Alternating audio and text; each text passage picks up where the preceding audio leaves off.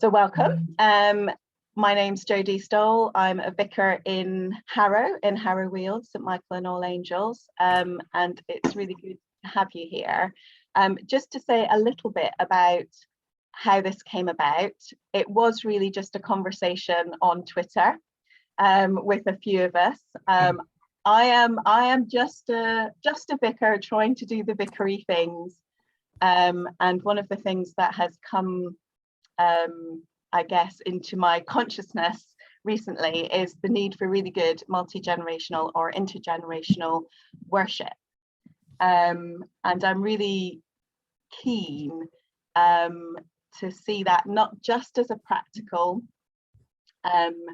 response, although it partly is a practical response to the fact that COVID has meant that for us, we don't have as many volunteers. We don't have volunteers for children's work. So we would normally have been your sort of standard.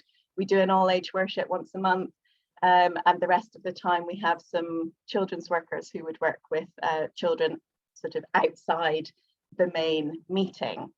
But I think there's also a real theological pull to worshipping together. It might even be better than separating us, although I know there will be times for that. So I'm just exploring all of this myself because I want what we do to be good and to work for us all as we worship God together. You may have noticed that on the flyer I put hashtag space to breathe. That's because I'm going to call it something. I'm part of a very, very small collective. I don't even know if that's the right word to use. We are a bunch of vicars who have kind of come together over the same kind of issue of wanting to really champion the place of smaller or mid-sized churches, and to recognise that sometimes that can feel a vulnerable or fragile place to be, but that actually God says quite a lot about vulnerable and fragile things in scripture, and often they are the places where God seems to be really present, and that, you know, there might even be a gift in being that way. So I've kind of subsumed what we're doing this morning under that hashtag. Like I say, we're just a very small, like 6 of us or so, group of vicars who kind of are going, you know, we really need to say stuff about this, because it's really wonderful to be part of a smaller or mid-sized church. Our speakers today are inputters. We're having a conversation together with Margaret Pritchard Houston, who, as you'll see from her name, is part of the Diocese of St Albans in her working life. I can't remember the full title. Is it Children's Worker Advisor? Children's Mission Enabler, which doesn't really answer the question, but I'll talk a bit about that as we start.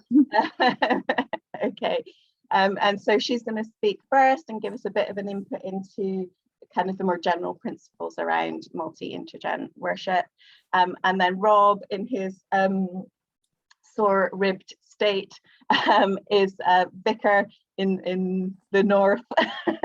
I apologise for not saying exactly where you're vicar, Robb, but our chat has seemed to cut off on my Facebook Messenger. I don't know why. So I don't know exactly the Mixenden. I know it's Mixenden and Illingworth. Illingworth, North that's Halifax. right. So yeah. we're in the middle of the Pennines. We're an urban estate, but if I look out of my window, I look out into a copse of trees where deer bounce around. So it's brilliant, unique. Awesome, and has loads of experience in this kind of worship within his own setting. So with that, I'm going to pray, and then I'm going to hand over to Margaret. So loving God, thank you so much for your presence, and thank you that you are the God who loves us to worship together, to be a family together, and to move and shift to accommodate others who are maybe not like us. And so we think about that particularly across the generations this morning. Open our hearts and minds to receive from you. In Jesus' name, amen. I'm just going to spotlight you, Margaret, and then I shall invite you to begin. Hello. So yes, I'm currently the Children's Mission Enabler for the Diocese of St. Albans. So my role basically is to support the churches in the diocese in the work that they do with children and families. And the vast majority in our diocese, I think like most dioceses, are of the small to mid-size variety. And that can be anything from a church near a tube station in outer London to a tiny rural church in Bedfordshire to a commuter belt church or a city church in Luton or Stevenage. So we've got an enormous variety in our diocese, and my work is to support them all. And I found myself saying a lot this week, particularly around smaller mid-sized churches. A satsuma is not a failed orange.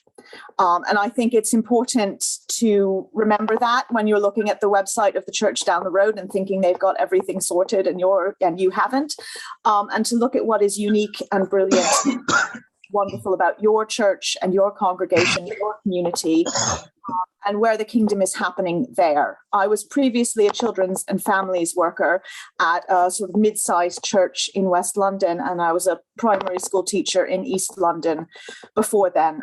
So I'm going to talk for about half an hour about some of the things that I've learned both from my own frontline ministry as a children's and families worker in that particular context, but also about what I've learned from supporting an enormous variety of churches throughout the diocese. So I'm going to share my screen and then start this PowerPoint from here. There we go. And when we say all age worship, an enormous number of things probably come to mind, some of them probably contradictory. And so it may actually be easier to start thinking about what all age worship is not before we start thinking about what it is. First of all, it does not need cutesy Tweety bird vestments. I found this on the internet, and it is not of the Lord. You do not need those sorts of things to do all age worship. It's not sort of a cutesy, silly thing. It is not also a children's service. As Mary says, Mary is here, Mary Hawes says, if there have to be children there for it to work, it's not all age worship.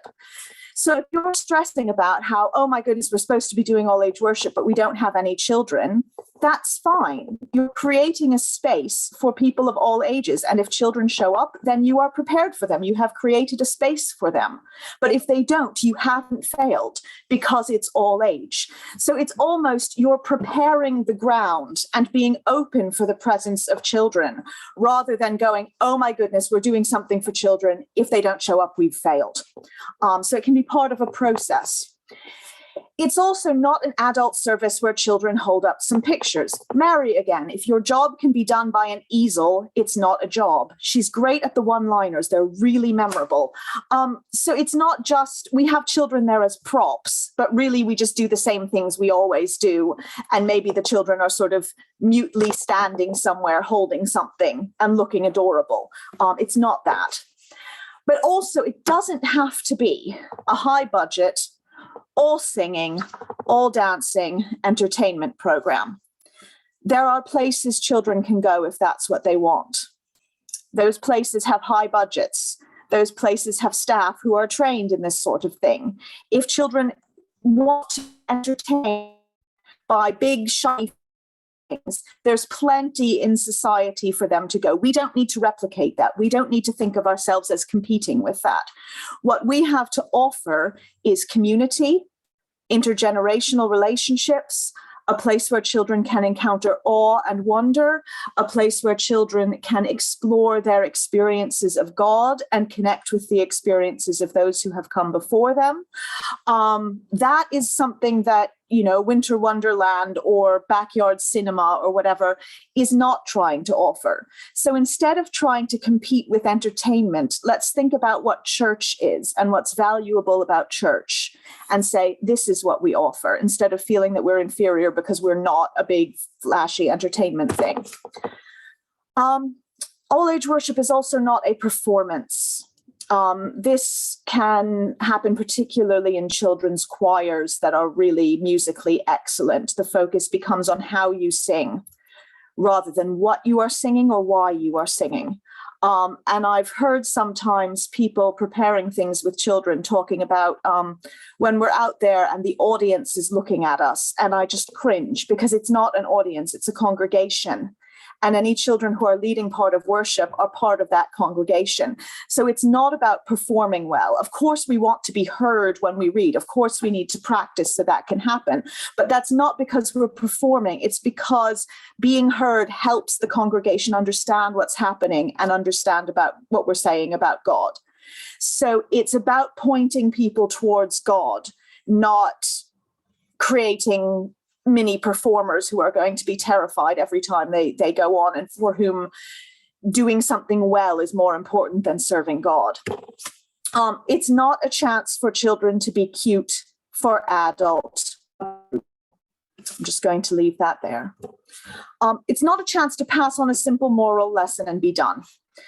And really internalizing that can often take the pressure off, because we feel so worked up sometimes about making sure that we've done it well and that what we've said have landed and that children have got the message and we've succeeded. And so we almost kind of push a conclusion out of them by the end of the session.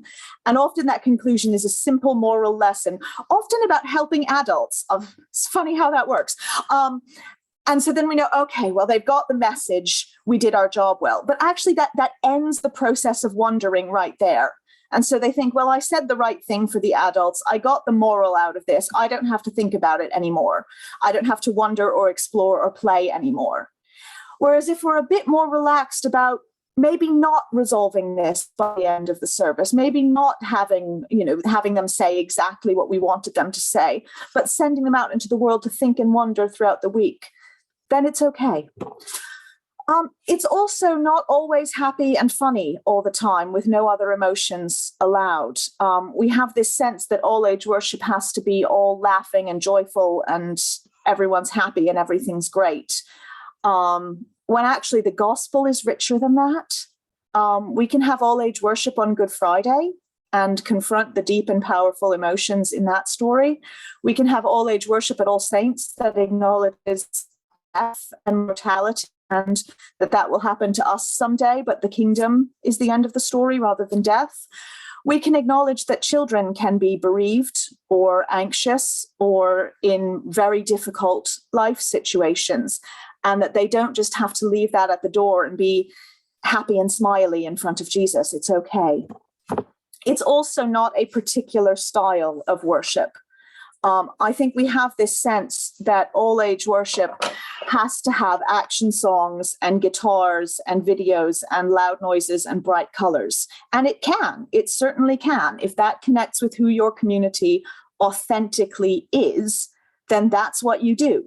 But there can be Anglo-Catholic all-age worship. There can be charismatic evangelical all-age worship. There can be, I know someone who did Quaker all-age worship. It connects with who you are as a community. It's not something totally separate and alien and disconnected from who you authentically are and what your authentic spirituality is.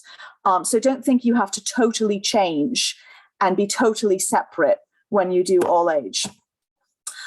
It's also not a 3-ring circus where you have to provide 5 different things at all times for different age groups. So that, for example, during the prayers, well, the children are doing this and the teenagers are doing that, and the people who are the young adults have something that's very young adult oriented, and then there's something for people in middle age, and then there's something for older people, and you have to do that for every single part of the service for everyone to be able to participate. It doesn't have to be that. It doesn't have to be an enormous production where you're basically running 5 or 6 services at once. So now that we've looked at what it isn't, What is it? It is all age, and it is worship. It does what it says on the tin. So when you're thinking about it, you're thinking, where are people of all ages in this? And is this worship, or is this a show or entertainment? And so if you're thinking of those two questions throughout, is this all age? Is this worship? Then you're probably on the right track. And some things to help you in that thinking. This was our youth group who we had a sleepover on the night before Easter, and they arranged the Easter garden for us. And then one of their younger brothers crashed it partway through. So they're showing off their work. And so thinking about planning it, we can start by thinking about what we all have in common. All people of all ages tend to find stories meaningful. Some people will connect with stories more than others. We connect with stories in different ways. But those of us who are thinking, oh my goodness, when is ITV going to give us a decent Sunday night drama again? I don't know what to do with myself. What we're craving is story. When we get together with our friends, we share stories. When we get together with our families, we retell the stories of our history that make us who we are. My family cannot get through Christmas without retelling the story of the time Dad left the Christmas cake on the roof of the car, and it went sailing off as we went up the slip road onto the motorway, and it landed in the ditch, and a passing car stopped because they thought we'd broken down and tried to help us, and we were laughing too hard to explain what was happening. And so that story is retold year after year at the same time in almost a ritual way. And the youngest of us is 14. So we tell these stories. They tell us who we are. They help us make sense of the world. All ages tell and hear stories. People of all ages have bodies and senses. Those bodies are different. Those bodies have different abilities. The senses sometimes work differently. We connect maybe more with some of our senses than others. Some of us get overwhelmed by sensory stimulation more easily than others, but we all have bodies and we all have senses. And the first ways that we learned about the world were through our bodies and our senses. And so our first encounters with sexuality and with all were through bodies and senses. So thinking about stories and thinking about bodies and senses can help make worship as inclusive as possible. So if you just take a moment to think about a story from your childhood, and it doesn't have to be a Bible story, but any story from your childhood that stuck with you throughout your life, and what you remember about the experience of reading or hearing or watching it, and then why you think it means so much to you. And I'm not going to ask people to share this because these could be very personal memories. And again, if stories were a way you dealt with childhood trauma and you just can't do this right now, that's absolutely fine. But just take a minute or so in silence to think about what that story meant to you and what you remember about it.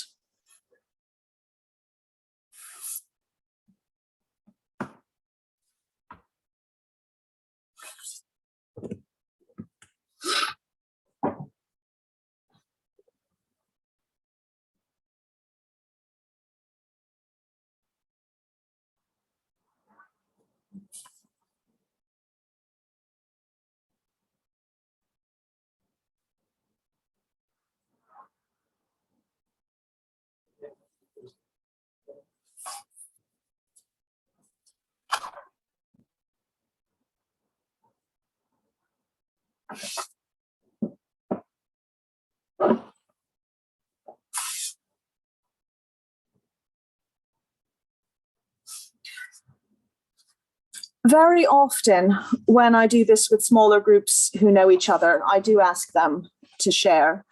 And very often things come back that say, well, there were characters in there that I related to. They may have been small, but they were brave and heroic, or they overcame great obstacles and I became inspired by that. Or they say, I remember sitting on my grandmother's lap and being read a story by her, and that relationship and that love meant that story meant an enormous amount to me. Or they will say that story they will say one of two things. Either that story was a fantasy and set in a completely different world and showed me that magic was possible, or they will say that story was very realistic and set in the real world and made me feel like someone saw me or understood me. And those early experiences of stories, through characters we relate to, through the possibility of magic, through seeing ourselves and our worlds reflected, and through relationship with the people who tell them, that can be important to us throughout our whole lives as well. And if we look at Disney and Pixar, and we look at them as a model of storytelling for all ages, because they know that they're not going to make money if the adults hate their shows. If the adults absolutely can't stand their movies, they're not going to make as much money. They are designed for families to watch together. So they have to do good all-age storytelling. They have to be really good for children, but also meaningful for adults as well. And I will freely admit, this is Frozen, a still from Frozen, when Elsa, the older sister, the blonde one, sacrifices herself to save the life of her younger sister, Anna, who is under a curse. And I'm not saying anything about that as a possible Lent and Easter study session, but I'll just leave that there. I watch that every year on Christmas Eve by myself or with my partner, if he'll let me. There are no children present there, and I still watch it because I love it, because it connects with me as an adult.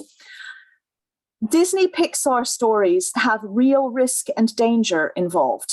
There are high stakes. There's sometimes life and death. They're not sanitized or neat or happy all the time. There is love and death and jealousy and hatred and loss and exile and return and restoration and all those deep things that we also find in the Bible and sometimes get scared of when we have children present. So in all age worship, you can explore those deep, deep things, which is also often something adults are afraid of. They think, oh, if we do all age worship, then it'll just be, cutesy, silly stuff. There won't be anything deep. There can be. You're not sacrificing depth for intergenerationality. But the story is clearly and simply told. It's pretty easy to follow what's going on. It's not preachy or moralistic or obnoxious. There's very rarely one single lesson you can draw out of it. It's not a fable. It's a fairy tale. It engages the adults as well as the children. There are occasionally sly little jokes that only the adults will get. Or there are, as I said, those themes that resonate with all of us. It keeps to the essentials. Detail enriches the main point rather than distracts from it. So if you're thinking, how do we retell this story? Very often I find it useful. Can you tell the story in 6 words? And then anything that you include beyond that needs to point back to those 6 words. You don't need to go on huge tangents. You don't need to sort of find some minor character and give them an elaborate backstory. The detail enriches the main point. Characters we can relate to, even if they're very different from us. So Elsa is an ice queen from a fictional Scandinavian land and has magic powers. None of that is true about me. I am not a fictional ice queen from somewhere in Scandinavia with magic powers. I wish I had her castle. It would be very nice, but there's nothing in common there. But she makes a really big mistake early on. She accidentally lets her powers get out of control and freezes her whole country and hurts people she loves and runs away out of shame, and decides she wants to hide there forever and only comes back in a very sort of hesitant way when it's really clear that she needs to come back and fix the mistakes she's made. In a way, it's the prodigal son in many ways. And we can relate to that. We've all made mistakes. We've all hurt people we love. We've all just wanted to run away and not have to deal with the mistakes we've made and their consequences. So even if characters are very different from us, even if they live in ancient Israel thousands of years ago, and they're kings and queens or prophets, find something that we can relate to. Where are you in this story? There's visual interest in Disney Pixar films. Very often there's long periods where there isn't a huge amount of dialogue, but there's something to look at. And so when you're telling stories, can you have pictures? Can you have people acting things out? Can you have a video? Can you have things to touch or do? Some form of visual interest. So you're not just sitting there listening to someone talking at you like you're all doing right now. And again, creating memories of families doing things together.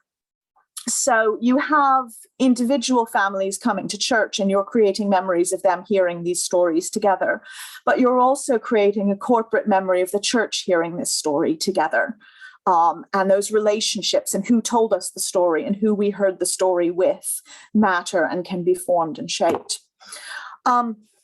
Just one little thing to remember is that most children and adults don't have a clear view of the overall arc of the Bible. So think what context, if somebody only comes to church maybe 10 or 12 times a year, what context do they need to understand what's happening here? Who is this Moses guy?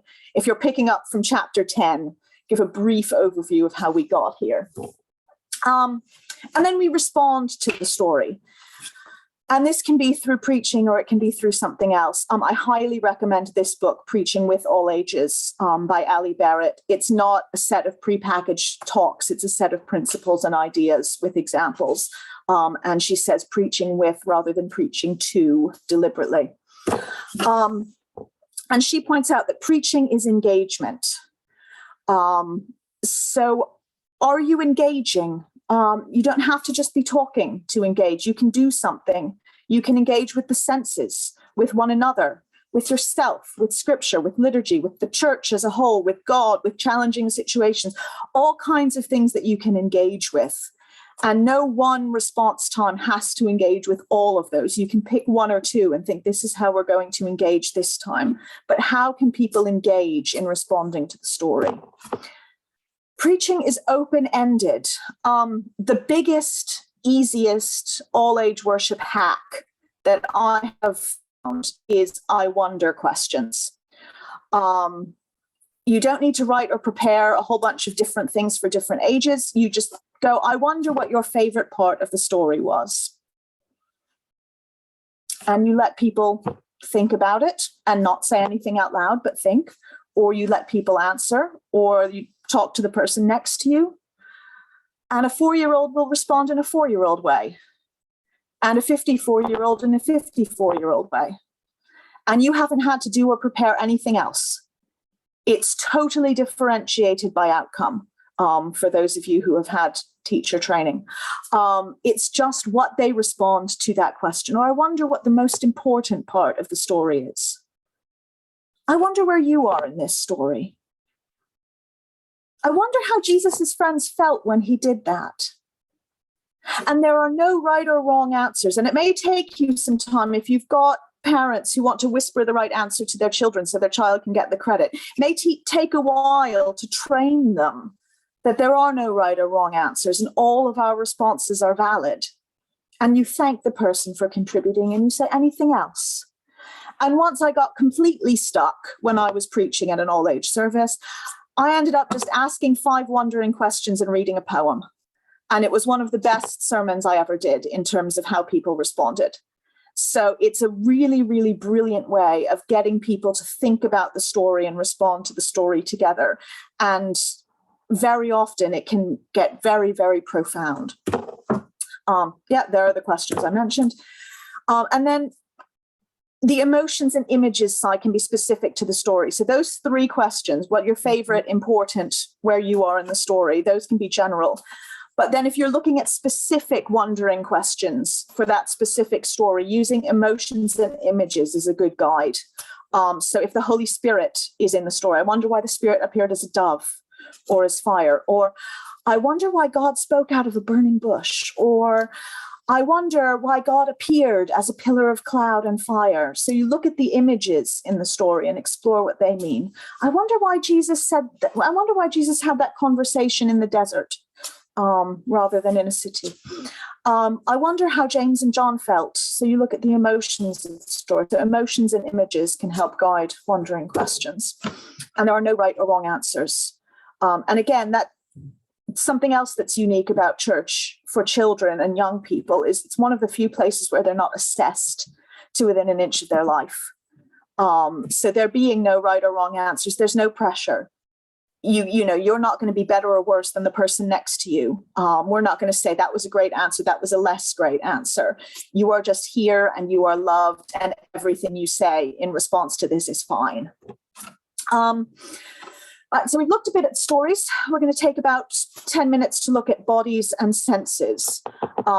This is a video, some of you may have seen this before. Diocese of Aberdeen and Orkney gave children video cameras and had them film what ordinary worship looks like for them.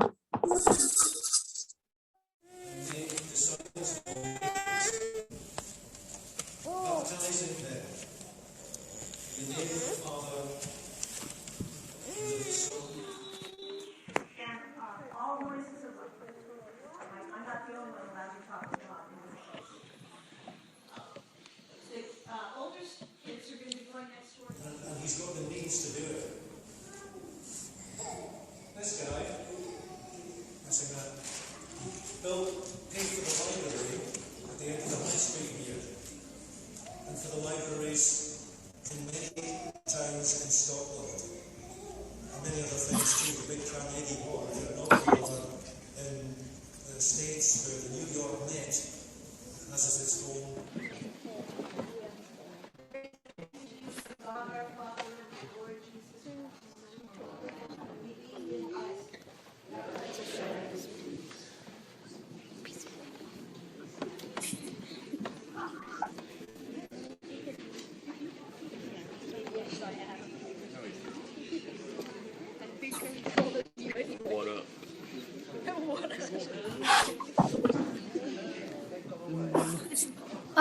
No.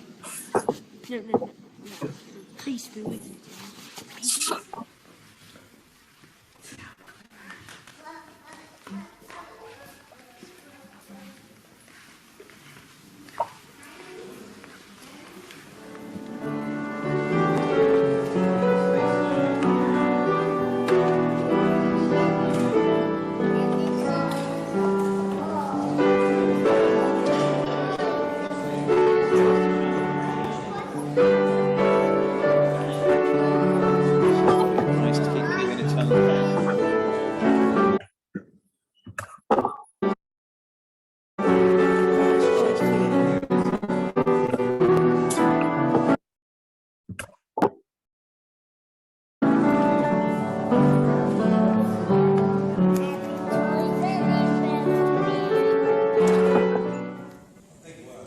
And I think we're going to stop it there. So I was trying to look at the chat, and when I opened the chat, it stopped the video every time. So sorry for the disruption there. Yeah, it was pointed out in the chat, a lot of bottoms and a lot of backs of shoulders and things. I was saying to Jodie as we were gathering, I've watched that video now hundreds of times because I use it a lot. I still have no idea what that sermon is about. It's not just that you can't see and hear, it's that there's nothing to do. There's nothing to touch. There's nothing to smell. There's nothing going on that can engage you as a person who has a body, who experiences the world through senses. There's also very little engagement. I don't think you see many faces. And even when they come up for their blessing, you just see the front of the chasuble.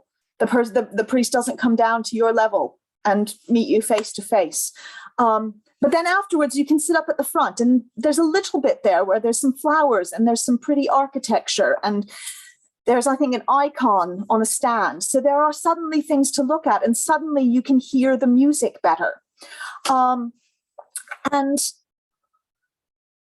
we talk a lot about having something to engage the children during worship and how children need to fidget. And I think there's a growing awareness that that applies to some adults as well. And it may apply to more adults than we realize, because we've trained ourselves many times to sit still even when it's really difficult. And sometimes that can take all of our energy. And so we're not paying attention to what's going on around us.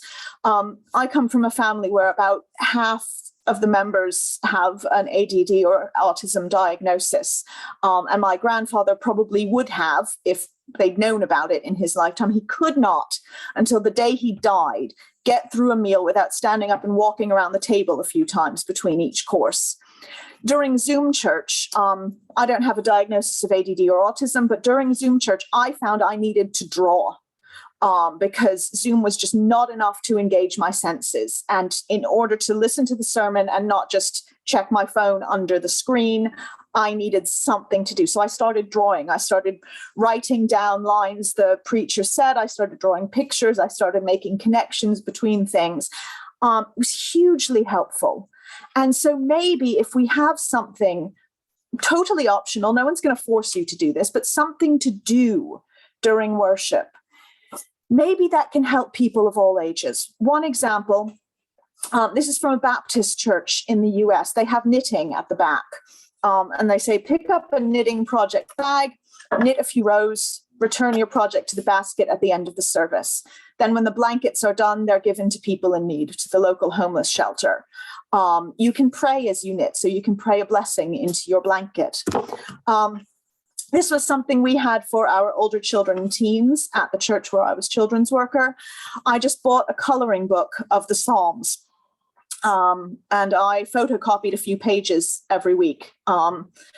Sometimes the psalm that we had in our service was there, so I used it. Sometimes it wasn't. I just found a few that worked with whatever the theme or season was. They're very detailed, so they take a lot of attention. Because I'm photocopying, I never run out, so the book costs a tenner and I can use it forever. And this is a prayer we had during our harvest service. And this was more specifically for the little ones. So it was lower down and it had the toddler age books. But anyone could just come and take some bread and try different kinds of bread and the different tastes there and different kinds of fruit. Say what your favorite was and what you liked about it, and thank God for the bounty of the earth. And there were some, I don't think they're in that picture, but we did have some gluten-free options as well. Some things you can use to engage bodies and senses: breath, and I'll share a story about that in a moment. Movement, whether that's just moving where you are or moving around the space. Prayer positions. An Orthodox friend taught me hand over heart to show that your emotions connect you with God, and hand on your mind to show that your intellect connects you with God. So you can teach different prayer positions and use them. 1 or 2 Makaton signs. There's lots of videos online. If you just search YouTube for Makaton Church, there's lots and lots there for peace, amen, God, Father, Jesus. Highly scented candles or flowers or incense, so you engage the smell. Play-Doh to make something. We did something once with an all-age service for creation and pet blessing, where we made something out of Play-Doh and had people put their fingerprints on it. And I stole this from Sarah Green, so total credit to her for that. We talked about our fingerprints are on the things that we've made, and God's fingerprints are on the world because God has made the world. Stones, so you can hold them, you can feel how they warm up with touch and love. You can make things out of them. So many Bible stories with stones in them that you can connect to. Bubbles, light and darkness, smoke machines. Every machine is a smoke machine if you operate it wrong enough, but I'm talking about actual smoke machines that you can have smoke moving around, and you can have lights and all different things for that. I think there was something else in this slide. I've lost it. Yeah. Or colored lights. So again, something just pretty to look at that's a little bit different, a little bit engaging. And we had two times. I'm going to finish with these stories because I am going over time. 2 stories of times when something we designed for children ended up working for everyone. So we were thinking about planning for the children, to engage children more in all age worship. That was our goal because that was where we were going. And so we had these little carts that you see in the picture. They were given out to everyone as they came in on Mothering Sunday. And during the prayers, we wrote down or drew anyone who had played a mother's role in our life. And we thanked God for them, and we put them in the offering plate, and they were brought up front. And during the Eucharistic prayer, I hung them on this tree, and we blessed this tree.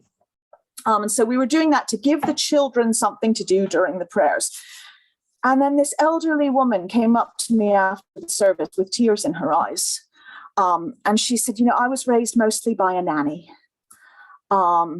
And Mothering Sunday is difficult for me because the focus is usually on mothers, and my mother was very distant, and I was raised by my nanny. And she died 50 years ago. And today was the first time I was able to pray for her and remember her and thank her for the role she played as a mother in my life. And her name being on that tree and being blessed and being able to write it down meant so much to me. And I confess, I hadn't been thinking about her at all in my planning. But something we did for the children ended up working for everyone. And we did something on Pentecost as well, where at the end of the all-age talk, the all-age sermon, I had us think about the breath and take deep breaths in and think about the breath of the Spirit going to our minds to help us think more like Jesus, and going to our hands to help us serve more like Jesus, and going to our hearts to help us love more like Jesus. And again, a woman in her 50s came up to me after the service. She's a professional actress. And she says, I use my body every day of my life in my work. I had never thought to use it in my spirituality. And now I've just started to make that connection. And so again, something we planned for the children to give them something to do physically ended up working for people of all different ages.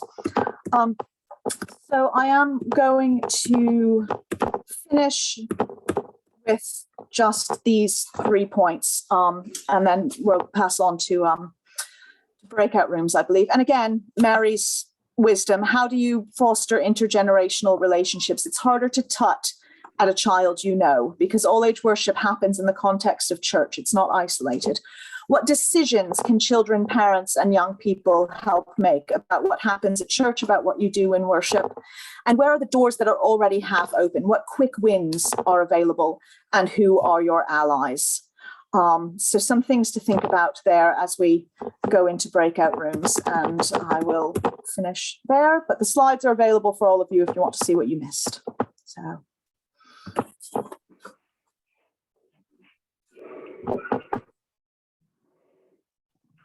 Thank you.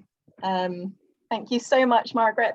There was so much there, but as Margaret said, wonderfully, she's going to make that presentation available to us. So I will send that out to you after we meet this morning. So we're going to go into breakout rooms. Margaret, did you have some questions that you can put into the chat?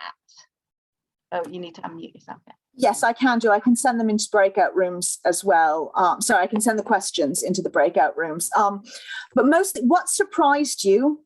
Is there anything you disagree with? And what does this mean for your ministry? I'm just typing that in. So what surprised you? What did you disagree with, if anything? What was the last one? What does this mean for your ministry? Okay, brilliant, because I think if I put them into chat now, then they will transfer into breakout rooms. So I'm going to give you, what time are we on? I'm going to give you 10 minutes in your breakout rooms to have a go at discussing these questions or other ones if they come. So I'm not constricting you completely with those. And we will have a couple of minutes when we come out of breakout rooms just to feed back some things which would be good for the whole group to share before we have a small comfort break, and then we'll listen to Rob. So let me put you into breakout rooms. There should be, I think, how many are we? Oh, right, okay. I think there should be 5 or 6 in each group. This slightly depends on me being good at maths. So I'm going to open these rooms now. Please do click join when that comes up on your screen. And can I invite Margaret and Rob to join a room and move about over the 10 minutes as well? Great.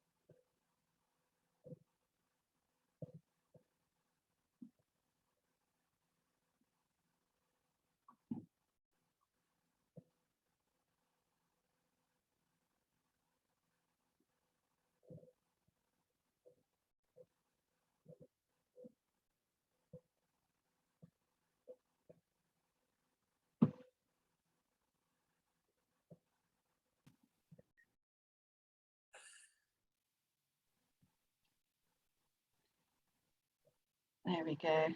Everyone's popping back in now. Brilliant. Lovely. So I hope you had useful chat. Just in the next 2 minutes, does anyone want to unmute themselves and just give a perhaps a little sentence about what what maybe struck them or something that came out of their chat? Just a couple of people, because I'm aware of time and moving on to the next thing. There will be 10 or 15 minutes at the end where we can have questions to Rob and Margaret. So yeah, just anything that might have struck you. I think what I didn't manage to say in our group was that one of the best challenging things was said, you don't have to have children to make your intergenerational service work. So don't cater for the children. It will work on every level. And I thought that's brilliant, because you're trying to appeal to the whole body of the church, and it isn't a children's assembly, it's all age. Thank you. Thank you, Mary Hawes. That's also, I think on that, it's also important to remember we're trying to bring people close to God. That's the aim of worship. And so that the stuff about this is not about entertaining people into the kingdom. It's helping bring people close to God. And when we keep that in mind, maybe that helps us to stop worrying about, and is it going to be fun, and is it going to be visual, and is it going to work for 2-year-olds and 90-year-olds? How can I help people come close to God in this short time we have? Thank you. Pam, you were going to say something, I think. Yeah, I was going to say it also encourages, like our own situation where we will have the multi-generation service and there aren't any children there. So I think when people say, well, there aren't any children, why? I think it helps us to see, having had this, a reminder of where we are really. It's a real situation, and it may be in other churches, I'm sure it is. Thank you. Thanks, Pam. So just last one, Rachel or Julian, you've got your hand raised. Yeah, you have to unmute yourself. Yeah, that was me, not Julian. Anyway, yeah, I kind of want to say, yeah, absolutely. And as a church, we've moved back, or during COVID, we moved back from 2 services to 1, and we decided to keep that. And not only that, to make it intergenerational every week, which is probably slightly crackers, but actually it was partly because if you have it, we found 1 Sunday a month, people were really opting out. And you can't opt out, well, you can opt out every week, and actually some people have, but that's another story. But for us then, it is, if you're going to do this every week, the resourcing of it is pretty intensive. And so, yeah, I guess to say that's a practicality, but also kind of any more resourcing that people can share. And I know Margaret, hey, we've talked about this a lot. I'm in Margaret's diocese. I was going to say, that's something you can talk to your diocesan children's ministry and advise her about, Rachel. But yeah, Rachel is in my diocese, just so. Yeah, indeed, and you've greatly blessed us in many ways already, Margaret. But yeah, just acknowledging that sort of and we try and plan it as a group to get round that partly, so we've got different people, but that's really tricky. Yeah. Thank you. Okay, so I'm going to give you 2 minutes now to have a comfort break, and then Rob's going to talk to us. So I'm going to be quite strict on this, just so because your time is precious. You agreed to be with us till 12, so 11:04. You will please be back here, and we'll introduce Rob.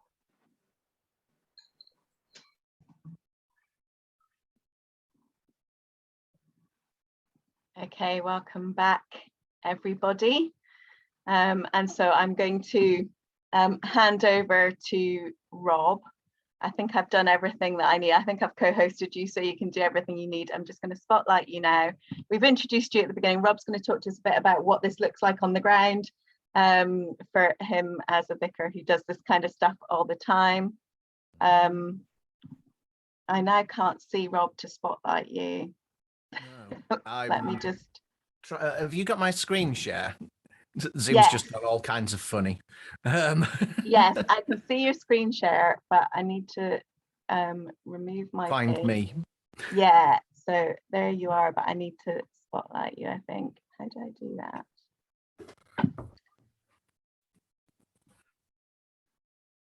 Hang on.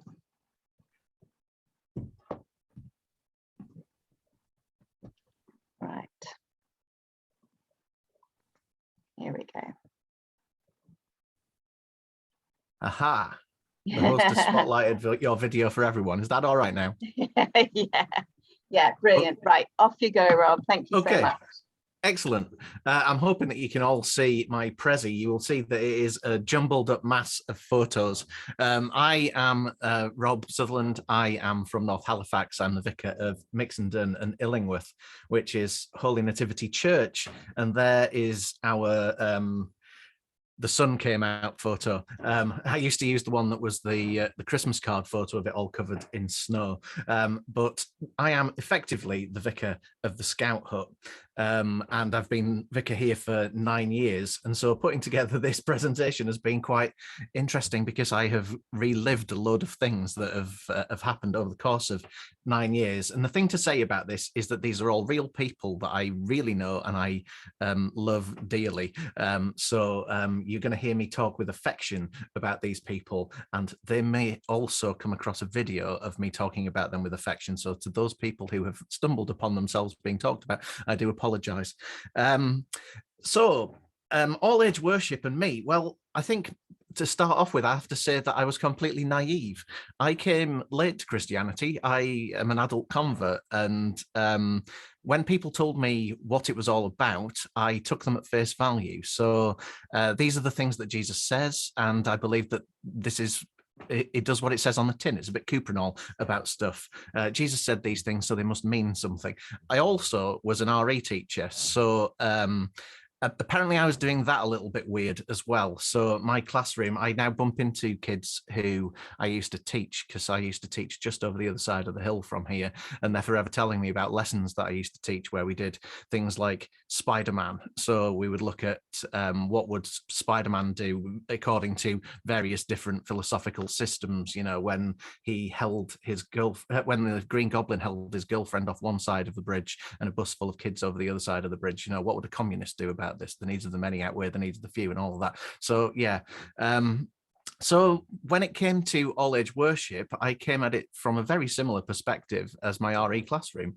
And the thing to say about this, I just said this in our breakout room, is that worship isn't about getting what I want. If worship was like I wanted it, so that it was doing everything to service the needs of me, it would look very different to what we do on a Sunday morning. As you can see, I'm a long-haired metalhead who has a Les Paul behind him on the wall. And so there is one service a month called Rock Mass where we do what I would like to do, which is a bit heavy metal. But again, on a Sunday morning, it is mostly about giving away who we are, and we form community together. So if you look at these photos on the screen, you will see that I am generally on the periphery of them. So I'm the priest, I'm often wearing vestments, but I'm in the photos, I'm not really the focus of it. So, you know, Christingle service here, we've got the Christingle happening, and I'm just standing around at the back of it whilst the giant Christingle is held up. What's happened to my screen? It's gone all kind of crooked. I'm sure it'll sort itself out in a minute. I think when we do our Christingle service, it's changed and it's evolved over the course of the years. And it is very much a community experience. And one of the members of the congregation described me as being the ringmaster at it. Let's see if I can find a decent photo of the Christingle service in here. Yeah, here we go, down at the bottom. We became the biggest nativity scene in Halifax, is how I've always billed it, which is if you come dressed as any character from the nativity, you can be in the nativity play.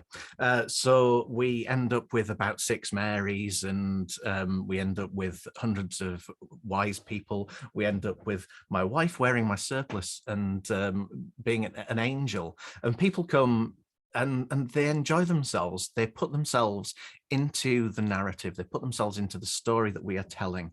And I get to be the ringmaster, as there I am in my Alice Cooper hoodie at the back of the room, not at the front of the room, as they are creating our worship, as they are worshipping, and we're all joining together as community. And you'll see all these people in this room, some of whom are from the church congregation, some of whom have just come along, and we're Anglicans. We form community with whoever walks in through the door.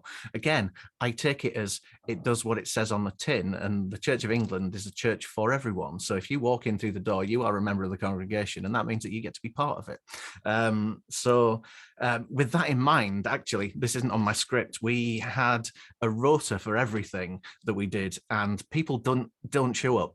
So we have a rota which has things like pray the intercessions and do the readings and things like that. Nadia Boltz-Weber in her church had little cards that she would put out on the table on the way in. People come in and they take the readings, and that's what we do. So if you walk in and you've never been to church before in your life and you decide you want to do the reading, it doesn't matter whether you are 91 or if you are just starting to learn to read, then you can pick it up. They're all printed out there. They are all laminated. It's a massive undertaking to do this. You'd have to ask my wife about that. She is the one who did all of the readings from the lectionary, Old Testament, New Testament, gospel reading, the whole thing, so that whoever's preaching can decide which ones that they're using, and then people just come in and they become part of the community. It is 90% giving away who you are so that the community can come together in worship. You know, it would be very easy for me to stand at the front and to read the reading, do the prayers, preach the sermon, celebrate the Eucharist, and go home again. It's much more fun. It's much more interesting to do those things as community. So talking about doing things as community, okay, being creative together, sometimes you just have to experiment and hope for the best. Here is something we did where we painted together in our Stations of the Cross, and that is acrylics on canvas, and it was painted by lots of different people from the community. As we went through Good Friday, we talked about it, and people came up and they added a little bit more to it. And there was a moment that really made me worry, because I understand how paints mix together. And that was the point where some guy came up and said, well, I think that the sky would have had more sunlight in it because of the time when this was happening. And so he picked up some red and started painting it on top of the blue. And I just thought, it's all going to go purple. But that is the whole point. And would it have mattered if it had all gone purple? It really doesn't. You know, this is us making worship happen together. Here it is put in front of the altar. It's now on the wall of our church. It is part of how our community walked towards the cross one Good Friday. When I say our community, it's all age. Oh, what have I done? Look at that. It's all age. It's all age, and it's open to everyone. So our all age Stations of the Cross generally have more people who don't come to church than do come to church. And there we are with the trust that we're just going to do something together, but it doesn't matter if it all goes wrong, because at the end of the day, it's about community coming together. And when I say it's about giving of ourselves, that applies to everyone. I think one of my heroes from our congregation has just turned 91. And I remember when we first started doing all age services every week, that someone came to me and said, someone isn't keen on the way things are going. And I said, oh, who is it? And I was given her name, and I went straight round to her house and she made me a cup of tea. And she said, oh, isn't it fantastic seeing all these young people in church, and that little boy who came forward and put his hands up at communion. And I was like, yeah. So clearly she didn't have a problem. It was the person who was telling me about her having a problem that had the problem, as is so often the case. But it is about giving of ourselves. And the conversation I had with her over a cup of tea was that, do you know what, for me, it would be so much easier if we just went with standard, pretty much ASB. You know, there's a common worship version of the ASB, Almighty God, to whom all hearts are open, all desires known, and from whom no secrets are hidden. It's so ingrained inside me. I can just say it into this camera for you now. But, you know, that isn't, it feeds me. It feeds me on a Tuesday when we do the midweek communion, because it is pretty much those prayers. I don't have to think about them. But on a Sunday morning, we come together as a community, and so we bring who we are and we give away 90% of it to make the community work as we worship together. I should probably tell you a few stories. When I first arrived, there was no real, well, there were two kids in the congregation, and neither of them come anymore. They're adults now. I've been the vicar now for 9 years. And they, one of them used to sit next to me in an alb and make sure I was doing the right thing. And the other one used to come and sit in the congregation, but occasionally he would be at Boyce Brigade doing something else. So we had the first couple of weeks that I was there, a family turned up, and I realized that something was going hideously wrong with the way we were doing this, because I sat there and I went, but next week we'll have something for you. And that's absolutely no use whatsoever. So the way to do all age worship is you've got to pretend that there are all ages there. Because I was, other than the two kids who were coming, I was the next youngest person in the congregation as the vicar. And so you have to start pretending that there are people of all ages there, because there are people of all ages there. It's no use whatsoever going, we're going to do something for you next week, because they won't be there next week, because there was nothing there for them. And so we started doing things. Let me see if I can find you a photo of the gazebo. Aha. My mum and dad live a long way away, and they came to visit. And on Saturday afternoon, I had finished sorting out what I was doing for church. And I said, before we go to the pub, I need you to take me to Argos, because I need to buy a gazebo. And they said, what are you buying a gazebo for? And I said, you'll have to find out in the morning.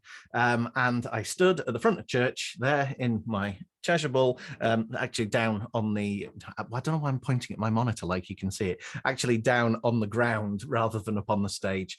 And we'd had the readings, which were all about the Transfiguration.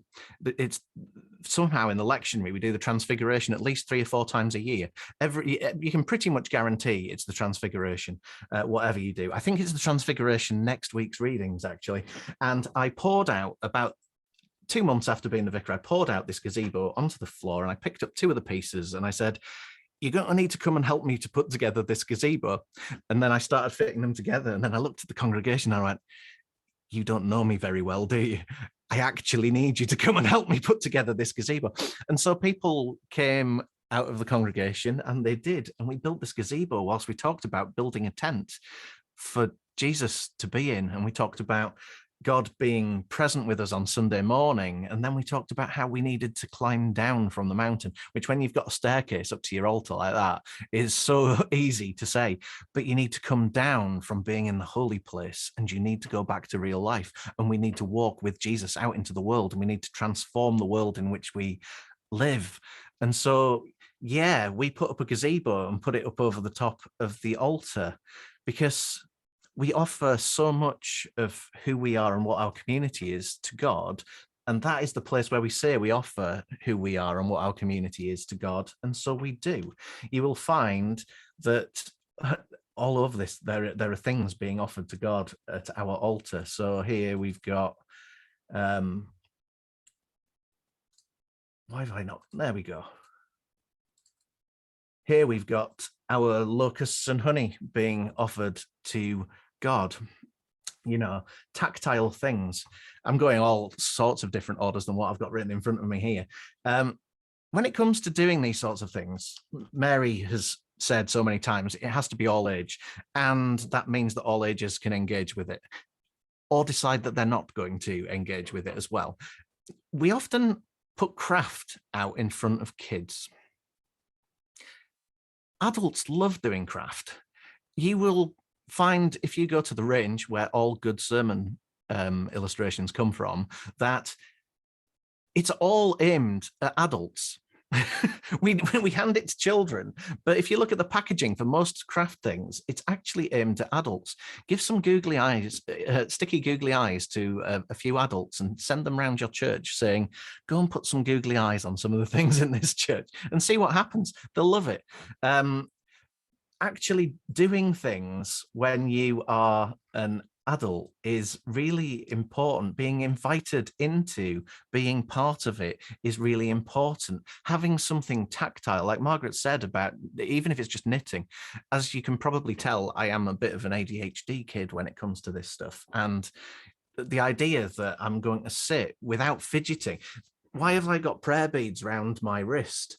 It's mostly because I get so distracted when praying that I need this to remind me that I'm praying for Margaret and Eddie and Ruth and Sarah and Rufus. And, you know, I need these tactile things that keep me focused on what we're actually doing, which is worshiping God. And I'm an adult. I'm 43 years old. Don't tell anyone. There are tactile things around us that are so easy to do. Anybody who's ever been to something where I've been asked to bring a prayer station will have probably been involved with this stuff. This stuff lives in my garage, and I bought enough play sand and sheeting that we can make a desert. Because when we talk about standing on holy ground, actually go and feel, take your shoes off, go and feel the sand in between your toes. You are standing on holy ground.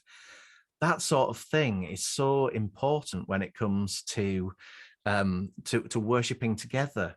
I'm going to have to hurry up. I'm rabbiting on. Uniformed organisations. How many churches have a uniformed organisation that either meet in their building or in their church hall or whatever? And what do people say about them? The Scouts have done. And that is how it starts. It's always negative stuff. The Scouts have done this. The Scouts they moved the thing. And then there's the parade service, which, as far as I can see, was usually used to bore the God out of any teenager. When I was a curate, I went to do the parade service. We didn't have one where I was curate. I went to do the parade service when the vicar next door was on holiday. And so I took it at face value. I took it as what it said on the tin. And so I went and did a service that included talking to everybody in the congregation. Whether you walk in through that door, then you are with us this morning. And so did an all-age service with, I can't even remember what it was about, but I remember at the end, the church warden said, they came up and they had a blessing at communion. That's never happened before. And I said, was I not supposed to do that? Was that no? And it was just that we had engaged together with, as community, with, I can't even remember what the passage was. It doesn't matter what the passage was. We engaged with the scriptures, we engaged with worship, and we did it together. And so, like I said, Holy Nativity is the Scout hut. So when it came to Thursday nights is Scouts night. So what do? I go along to the Scouts sometimes, and we do things together, and they come along to things at church and we do things together, and they engaged. There are lots of scouting tasks that happen in churches, especially when it comes to setting things on fire. So, you know, on Easter morning, we have the Easter fire. Now, I have seen Easter fires which were just disposable barbecues. I mean, I've seen some really terrible stuff that people have done. I took it at face value and said, this is a scouting task. Can you come and build us a bonfire? And so they built us a bonfire, and there we were, the first Easter, and there was a little tinder thing that he'd put inside it, and along he comes with a flourish and uses a flint and a file, and sparks go everywhere, and the whole thing goes whoosh. And there I am behind a towering inferno. Make sure you have a fire extinguisher. There I am behind a towering inferno, lighting the Paschal candle. You know, if you're going to have a fire, have a fire. Here we are again. Shrove Tuesday. must give it its proper name, Pancake Day. Pancake Day, opening the church, dishing out pancakes, burying the Alleluia in a box in the garden, which we did with a trowel. I'm pointing at it again, which we did with a trowel, just behind where that wok from my kitchen is on fire, with a load of palm crosses in it, with some oil poured over them, and just set on fire with a bunch of kids from off the estate who probably, if I have a look, they're not normally in church on a Sunday morning, but scouts, kids from the school, and there we are, doing the things that church does. And you need to use the gifts that you have. If we talk about all age worship, we often focus on singing a song with actions, and I really don't like songs with actions, but I am a musician, so I do think about how we integrate things together. So we sing the same songs at collective worship on a Thursday morning that you'll find us singing on a Sunday morning as well. So if you have been singing in a collective worship service over at the school, then you'll find that it's very similar to what you experience when you come to church on Sunday morning. Pigeons. Anybody ever done a dove release? A dove release is fantastic. It's so often just a pigeon that's white, because pigeons aren't stupid, doves are stupid. Doves don't know where they're going. If you do an actual dove release, you release two doves, you have to release a pigeon with it who will guide the doves back to where they live, because they can't find their way home, whereas pigeons can. Why am I telling you this? Well, parade service. My church warden is the secretary of the pigeon club. We live on an estate, and so she, her husband keeps pigeons, and she does all of the paperwork for the club. And she was like, if you ever want to do a release, then we can do a release. And so here we are, parade service, explaining to one of the scouts, how are you going to hold this pigeon? How are you going to hold this dove? And what's going to happen? As you can see, I'm wearing red. We've done some prayer flags. We're doing Pentecost, and here he is with the scouts as we and this is my wife's wonderful camera work using a phone a long time ago, so it's not very it's not the best quality, but praying the prayer straight out of common worship, arms in the air. Got to do it with big gestures. I'm going to wave my hands around now, and all that. And away we go. I'm not sure if you've got sound. I just heard a round of applause that people gave to someone who was releasing a dove from the. This isn't something you can do in every church. Not everyone's got a pigeon fancy. I now know so much about pigeons because it's about community coming together and doing things. We do the things that the church does, but we do them all together. I've talked about using the altar and offering things to God. You'll all have done a harvest offering before. But when you start offering all of the things that you are doing to God, find ways to place them in the place that we represent God's presence. When we say we're offering things to God, actually go and offer them to God and stop being so precious about it. Cook.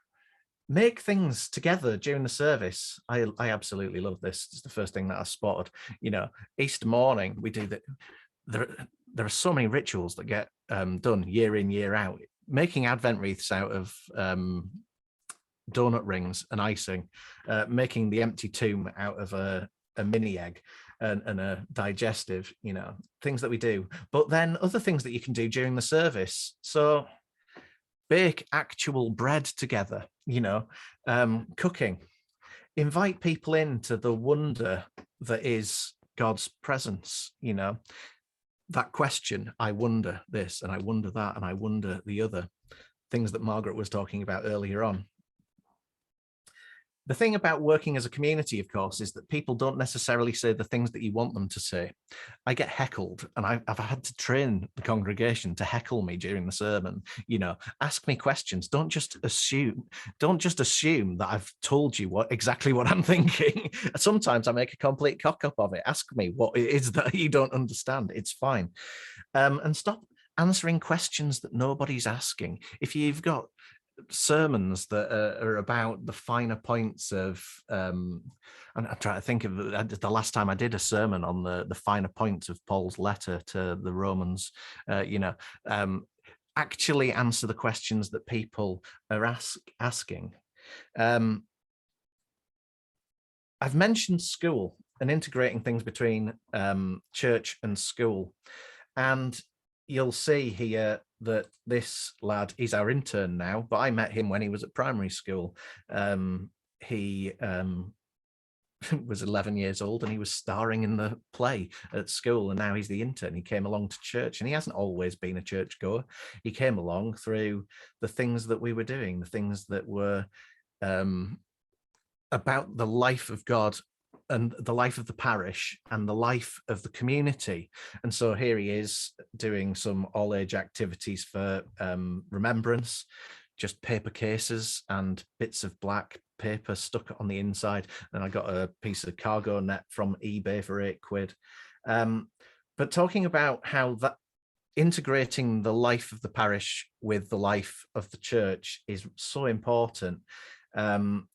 Last Tuesday, I got a phone call from youth group where the intern, Bailey, was leading things, and I left at 5 to 8 because I was tired and I needed to go home and get some sleep. And he was just finishing off with the other leaders, and 20 minutes later, I got a phone call from him, and this is the scene that greeted us. That was our school a week last Tuesday when it was set on fire by someone. So I was in the middle. That's a photo I took from my phone in the middle of fire engines and police and all sorts. And the outpouring of support for our community has been immense.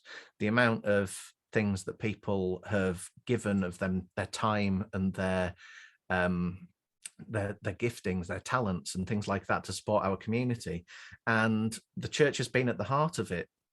So we have found ourselves in church whilst people, this is a photo that actually ended up in the press, this one,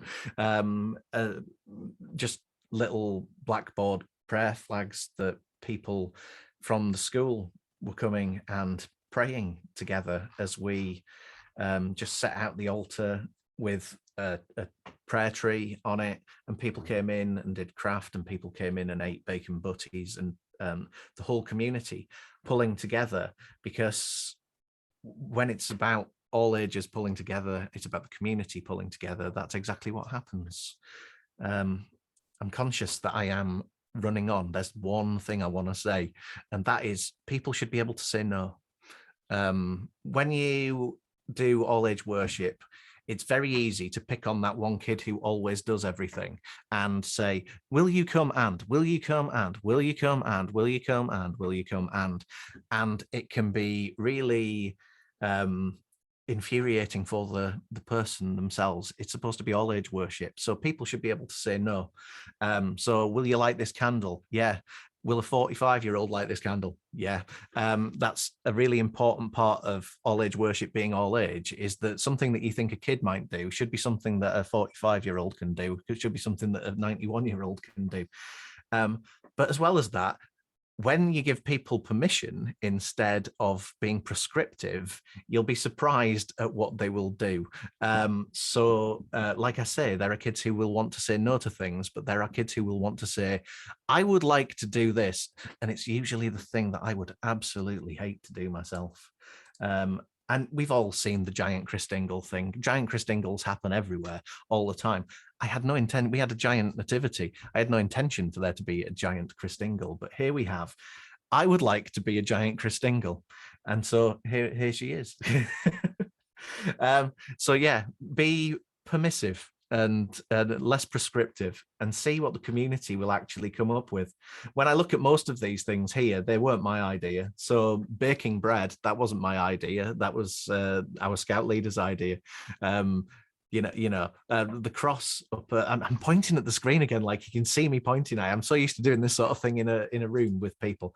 The cross in the church park, that was the scout leader's idea. He went and found the right branch of the right tree in the church park and took it off, and we joined it all together. It was part of the sleepover that we did for Maundy Thursday, because again, if you want to hold a vigil on Maundy Thursday, it's one of those things where you go, now we're going to have a vigil, and after 10 minutes everybody leaves and the vicar's left by him or herself, and has to be there all night because they've said that we're going to do it now.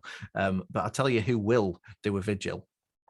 Scouts will do a vigil. They put up tents, they sat in, we had all of the candles, we baked bread, we shared the Eucharist together, and yeah, you can find that you'll do anything. Get the Scouts involved, they're brilliant. I should probably stop talking now. I think it's been about 30 minutes. Got a thumbs up. Yeah, brilliant, Rob. Thank you. Anyone got any questions?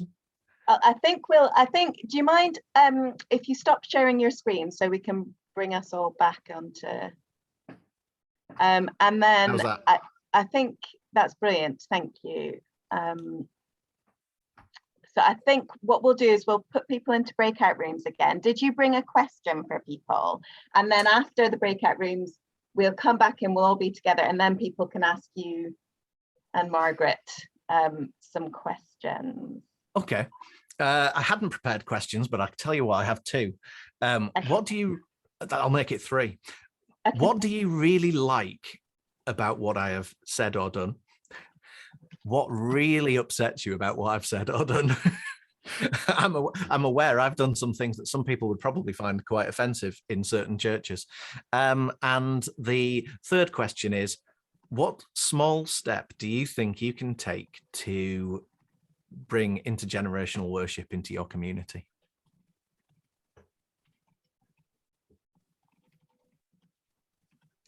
So to summarize, what have I done that you really like?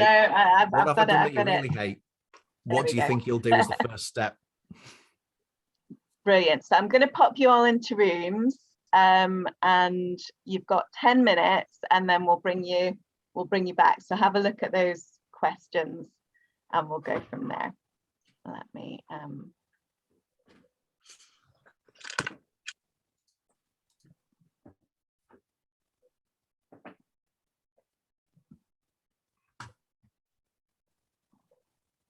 I'm hoping that's working. So yes, join when it pops up.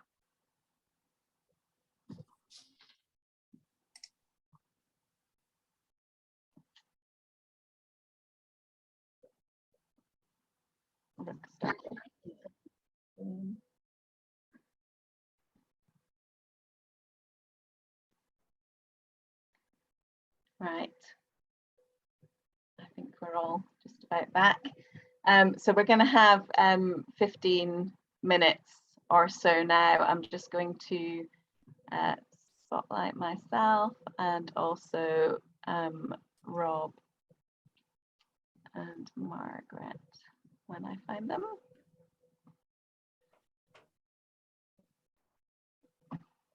Yay. I've started recording again, so I can put my post-it away. Is a hand, which for me on my laptop is under a button at the bottom called reactions, and then there's a little bar that says raise hand. That will be helpful because that really is the only way that I'll be able to see. I can see Rob is advertising Margaret's book, Beyond the Children's Corner. I've done some totally shameless self-promotion in the chat.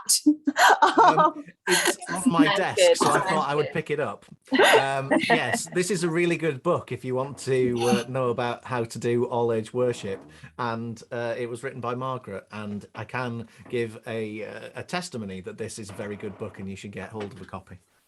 I mean, the best bits are when I quote Rob in it, but you know, there's some other good stuff as well. So. Brilliant. Brilliant. Sorry that Algie has decided that everyone needs to see his thumb. We love a cat. We love a cat. So yeah, so if you would like to raise a hand, and then that will come up for me on the bar at the top where you are all sitting. I don't think anyone has raised their hand yet. I'm just working with the system here. So I am going to ask a question. I think there's a question. Which is, so to either of you really, but maybe to, oh, sorry. Aha. David, I'll let you ask that question. Yeah. No, go ahead. I was interested to see what you're going to ask. Well, I was just going to ask, this partly was what my question was before, but in our breakout room, it kind of came up. What would you say about worrying about or being concerned about or doing anything about those who see some of the more, engaging, interactive stuff that we might do as not for them, or they kind of have an allergic reaction to craft or colouring, or planting a seed was what we did on Sunday, or writing or drawing prayers, those kind of things they might sit back from, just not engage with. Do we need to think about that, or do we just allow that and that's okay? How much is that to do with changing the whole kind of culture of what we're doing in church?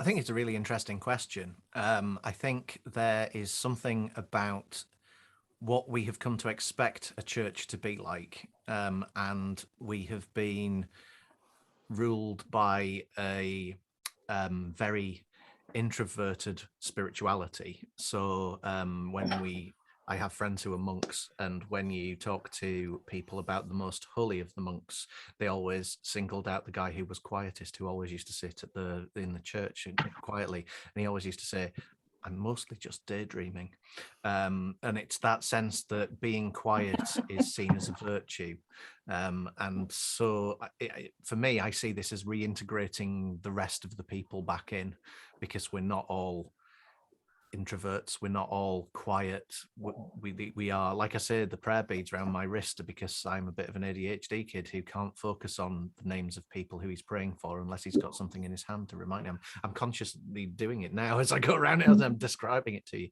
and it's about making space for everyone, and that doesn't mean excluding people who need quiet and that sort of thing. Like I say, on a Tuesday, that's when I find myself with the ASB that's now in common worship, Almighty God, to whom all hearts are open, all desires known, the bit that's ingrained in me. From whom no secrets are hidden. Yeah, like a stick of rock. Those words are written inside us like a stick of rock. Yeah, I think what you were saying, Rob, about how it's okay to say no is really important. That whatever is being offered in church, it's okay to say no or to do something different. You're invited to come forward and make something, or you can sit in silence. And that's why I think it's important. Something we often forget is just that general atmosphere when we're moving in worship or when we're sitting in worship. Is there music? Is there something to smell? Is there an atmosphere? So that for those who don't want to go up and do the thing, there's still sort of a facilitation of sacred space for them. Because I think, not to get too political, I think in anything where we're being intimate and vulnerable, and that includes spirituality, consent matters. So it's okay to say no, it's okay not to do this. And then there's different parts, even just within one service, there's different parts for different types of people. And this was happening in the chat a bit. Not everything in worship is for you, and that's okay. I connect very deeply to the Eucharist, but I never connect to the Eucharistic prayer. Receiving the bread is a profound moment for me. Receiving the wine is a profound moment for me when we do that. The whole prayer leading up to it, I have to struggle really hard not to just check out. For someone else, that's the highlight of the service. That's the climactic moment. That's okay. People are different. This bit is not for me. That bit is for me. And we need to recognize that and be okay with that and go, actually, if I don't really like this bit, maybe it's great for my sibling sitting over there. And so I can love them and be generous to them while I'm not enjoying this personally. Thank you. I think that's really helpful. So David, now, if you would like to ask your question. Yeah, first off, Jodie, Margaret, Rob, thank you. That's been such a wonderful and enriching and blessing 2 hours. It's been a highlight of my month. One thing I was wondering, one of the other conversations that I'm kind of following is the whole area of kind of neurodivergency and autism in church. And I particularly was struck, Margaret, when you were talking about the whole integrating of senses, and especially the sense of smell, or Rob, when I kind of was thinking about what you're doing. I wonder if either of you have experiences that you can maybe share of how do you create a climate of welcome for people who kind of that very essential thing can almost be overwhelming. Yeah, that kind of issue of inclusion and welcome.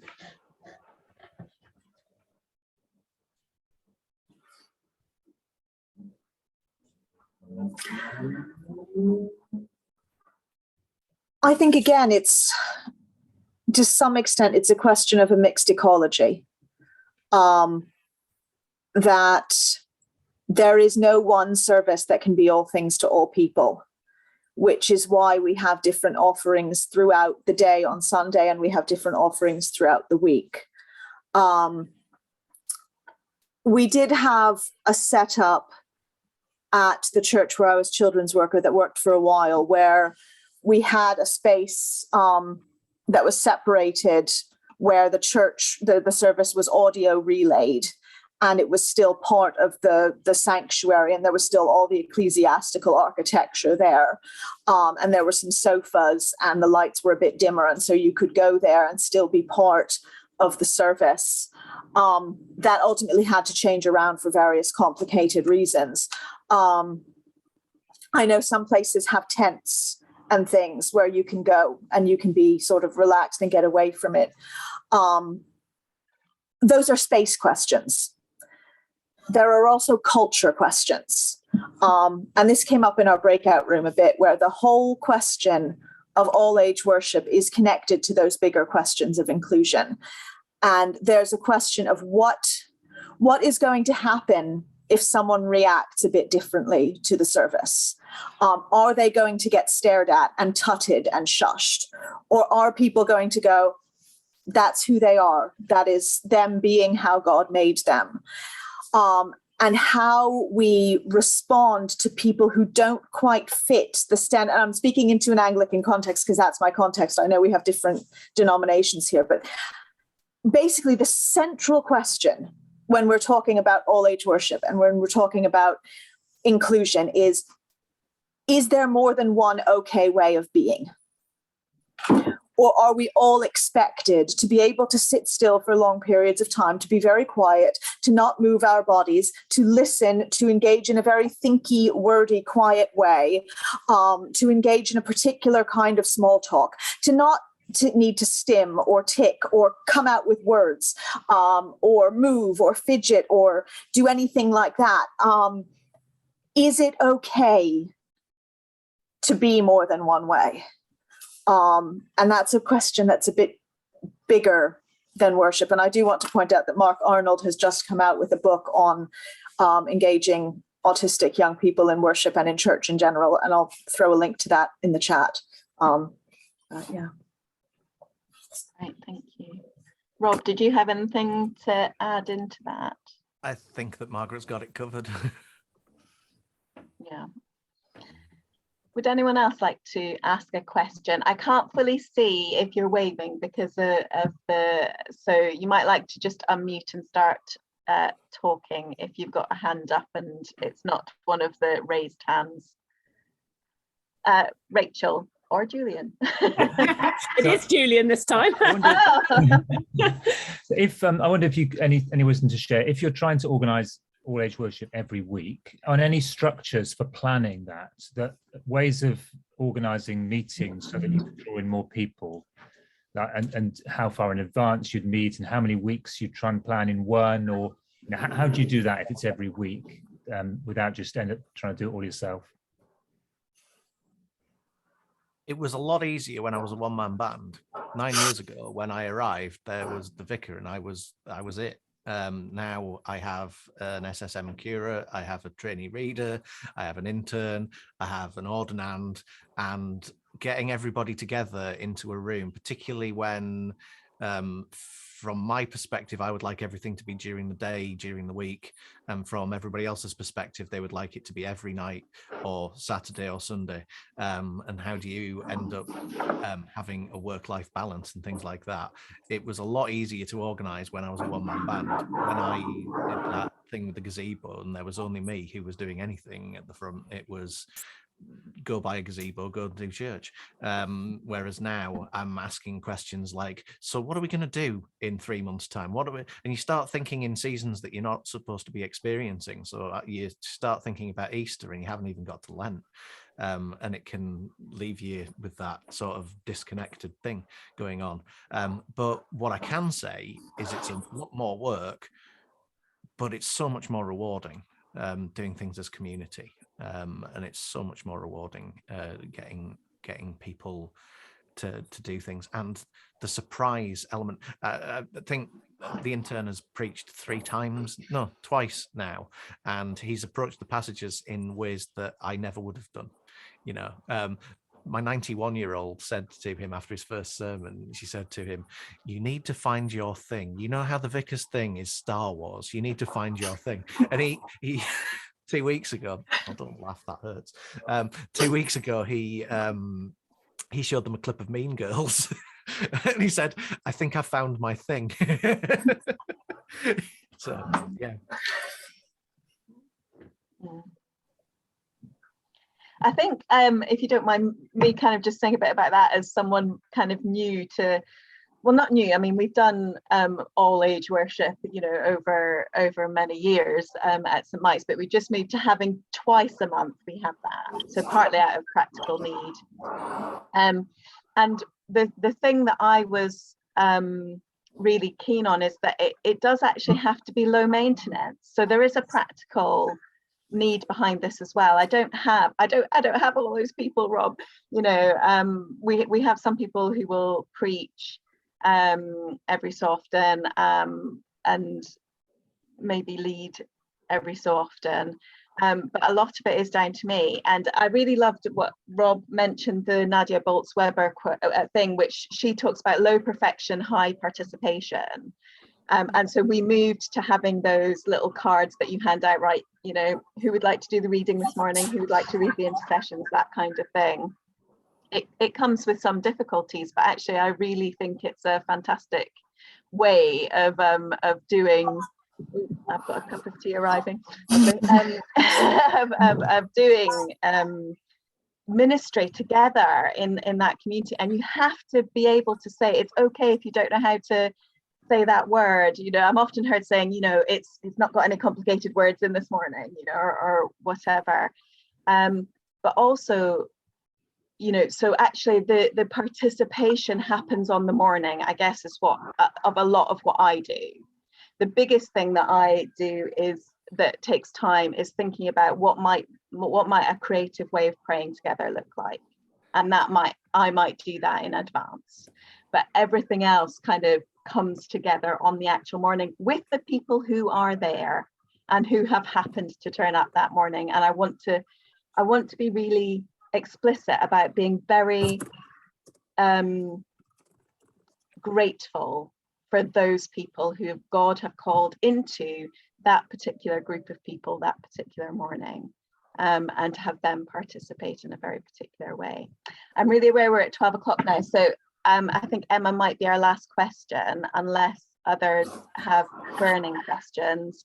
And it may be that some of us stay on after 12, but I'm not going to expect that of our people who've inputted or you guys who need to go. So Emma, could I very quickly say something about that participation thing that you're talking about? Because we do it in our church.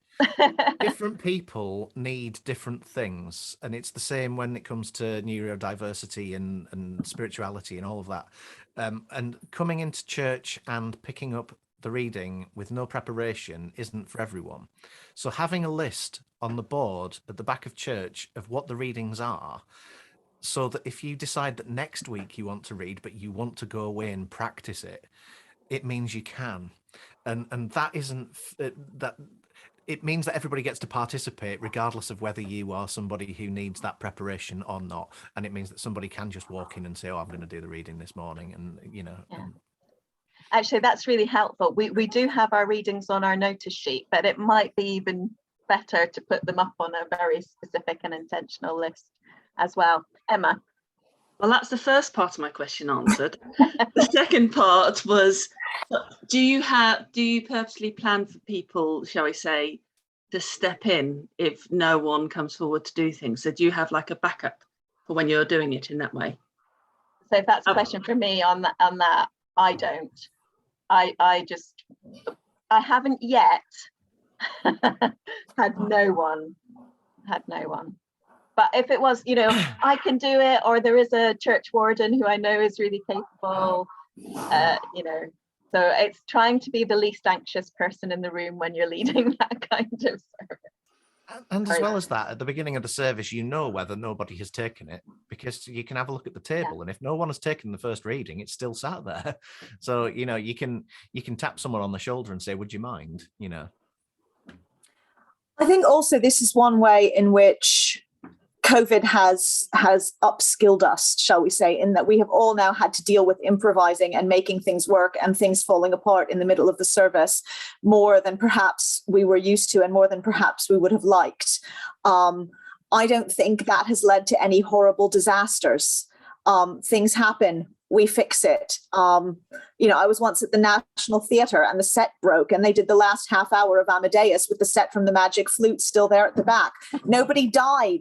You know, it can happen to the best professionals. Stuff happens. The Holy Spirit still shows up. Amen to that. So I'm going to say thank you now to Margaret and Rob. Thank you for the prep. Thank you for the wisdom and just saying yes when I was like, should we just all join together in this and do something on Zoom? And yeah, it's your time and it's precious. So I'm really grateful this morning. I'm going to stop our recording now.